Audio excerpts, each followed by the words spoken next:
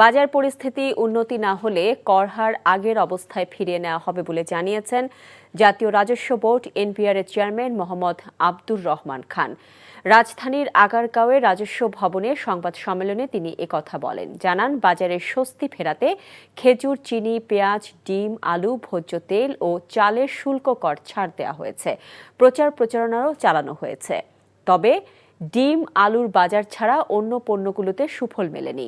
বিশেষ করে ভোজ্য তেলের আন্তর্জাতিক বাজারের দামের ঊর্ধ্বগতির কারণে দাম কমাতে পারছেন না বলে জানিয়েছেন ব্যবসায়ীরা।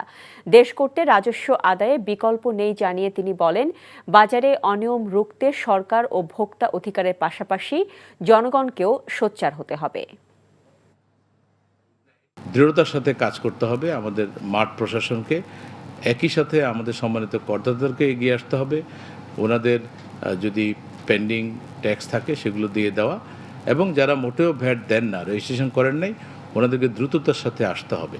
আমরা কিন্তু ডোর টু ডোর ক্যাম্পেইন শুরু করব এবং আমাদের মাঠ পর্যায়ে যারা কর্মকর্তা আছেন তারা কিন্তু এটা পরিপালন করবেন।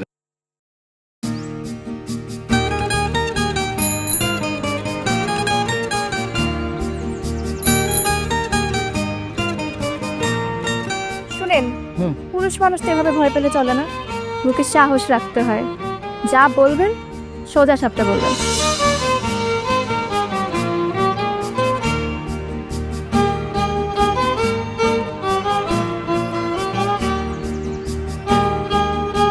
তো এই শীতে যে শীতের কাপড় ছাড়া আসছো, এটা কি ঠিক আছে? তোমাকে দেখার পর থেকে আমার জীবন থেকে শীত, গ্রীষ্ম, বর্ষা সব চলে গেছে, শুধুমাত্র তুমি আছো।